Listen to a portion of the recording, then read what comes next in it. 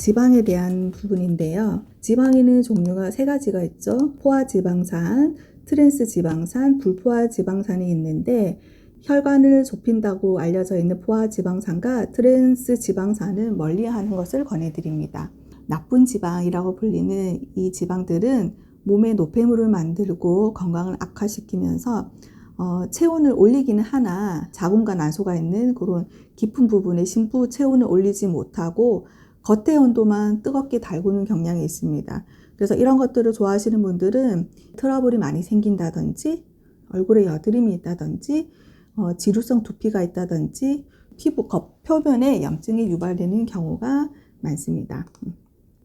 보통 이 포화지방산에는 실온에서는 고체로 있게 되고 동물성 지방이 많은데 대표적인 것으로는 삼겹살이나 오겹살, 닭껍질 위에서 나타나는 하얀 기름들 있죠? 그것을 생각해 보시면 되고, 기름이 많은 것들을 드실 때는 수육 보쌈이나 샤브샤브 형태로 먹는 것을 권해드리고, 닭 요리를 하실 때는 닭껍질을 벗기고 드시는 것도 좋겠습니다. 그리고 트랜스 지방은 가공된 지방인데요. 식물성 액체 지방을 고체화시킨 것으로 케이크류라든지 빵 종류라든지 튀긴 음식이라든지 패스트푸드라든지 주로 나쁜 콜레스테롤이 많이 들어가 있고 또 트랜스 지방이 많다라고 보시면 되고, 이런 음식은 최대한 멀리 해주시면 좋겠습니다. 보통 이런 지방들이 많아지게 되면 우리의 혈액이 탁하게 되고 염증이 생기게 되고 혈전이 생기게 되고 혈관이 좁아지게 되죠. 그러면 혈액순환을 저하시키고 동맥경화라든지 뇌경색이라든지 심근경색으로 이르게 된다는 것은 다들 알고 계실 텐데, 이것이 또한 자궁과 난소로 가는 혈관과 혈액에도 똑같은 역할을 한다고 한다면 자궁에는 혈액순환이 안 되고 영양 공급이 안 되고, 그러면 자궁 내막이 얇아지게 되고 메말라 버리게 되고, 그러면 수정란이 만들어져도 착상이 안 되는 환경이 조성이 되겠죠. 그리고 난소에 있어서도 맑고 깨끗한 혈액이 흘러야 배란도 잘 되게 하고 자궁 내막을 두껍게 만들 수 있는 호르몬을 배출을 시키는데 이 작용이 방해가 되게 됩니다. 권해드리는 지방은 이제 불포화 지방산인데요.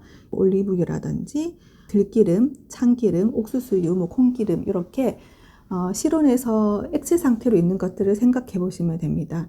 오메가3는 난자를 윤기 있게 만들고 혈액을 맑게 만들고 염증을 완화시키고 자궁 혈류를 개선시키고 자궁 내막이 튼튼하고 기름지게 만들도록 해주는 좋은 지방산이라고 보면 됩니다. 또 생리 중에도 덩어리가 많다든지 생리량이 적은 경우에도 도움이 될 수 있고, 오메가3는 영양제로 챙겨 드셔도 되고 등푸른 생선류, 녹색 야채, 가장 간단하게 드실 수 있는 거는 집에 항상 있잖아요. 보통 참기름이라든지 들기름 같은 경우 대표적인 오메가3가 많이 들어있는 제품이거든요. 꼭 기억하시고, 그리고 이제 불포화 지방산이 부족하다 그러면 어떻게 증상이 나타나는가, 머리카락이 푸석푸석해지는 경우가 있고 손톱에 이상이 생긴다든지 비듬이 잘 생긴다든지 알러지 증상이 보이는 경우도 있고, 또는 설사, 피부 탄력 저하, 습진, 어쨌든 건조하면서 생기는 증상들이 많이 생깁니다. 그리고 이는 결정적으로 나중에는 난소 기능에도 영향을 미쳐서 무월경이나 생리불순을 초래하는 결과가 나타나기도 합니다. 자, 이제 비타민 B군에 대해서 또 말씀을 드릴 건데요. 보통 B1이라는 것은 탄수화물이 잘 타도록 보조 역할을 해주는 영양소이고, B2는 이러한 탄수화물, 지방, 단백질 대사에 관여하면서 특히나 지방을 잘 태워서 에너지 생성에 중요한 역할을 하는 영양소로 알려져 있습니다. 이 B군 시리즈들이 되게 많은데 특히 임신과 관련된 두 가지가 있습니다. B6라고 불리는 피리독신과 B9이라고 불리는 엽산, 이 두 가지에 대해서 조금 설명을 드려보겠습니다. B6 피리독신은 호르몬의 밸런스를 조절해서 자궁 내막을 안정적으로 유지하는 데 도움을 줘서 결론적으로 착상에 도움이 됩니다.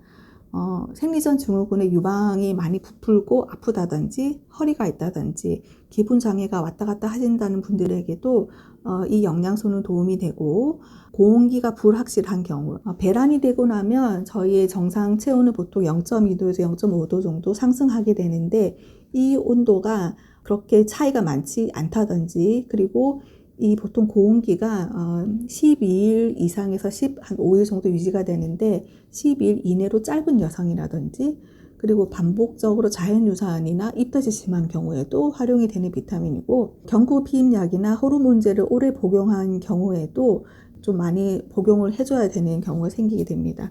보통 1일 권장량은 1에서 2mg이고 대표적인 것은 바나나에 많고, 고구마나 감자, 생선류에도 많고 소고기나 닭고기류에도 많으니 보통 우리가 일상적으로 잘 먹는 것이기 때문에 잘 활용해 보시면 좋겠습니다.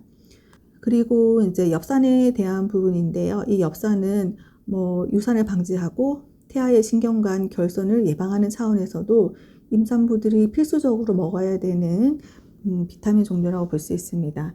그리고 임신 때뿐만 아니라 임신을 시도하려고 하는 한 2, 3개월 전부터 드셔주시는 것을 권해드립니다. 이 코엔자임 Q10은 코큐텐 또는 비타민 Q라고도 불리기도 하는데, 열과 에너지를 만드는 활력소가 되는 비타민입니다. 노화를 방지하고 유해산소를 제거하는 역할도 하게 되는데, 여성에게 있어서는 몸이 차가워지고 난소 기능이 떨어지는데 활력소 역할을 하고, 남성에 있어서는 정자의 활성화에 도움을 주게 됩니다. 관련해서 연구 결과가 있는데요. 남성 불임자가 코큐텐을 200mg 하루에 2번씩 6개월간 복용을 한 결과 정자의 운동 속도가 2배 이상 향상되었다라는 연구 결과가 있습니다. 이거 좀 참고하셔서 여기 참석하신 여성분들 뿐만 아니라 배우자분에게도 이런 영양제 정도는 한번 권해 드려봐도 좋을 것 같습니다. 이 코엔자임 Q10이 많이 들어있는 것은 쇠고기라든지 계란이라든지 생선, 시금치 이런 종류에 많이 들어 있습니다.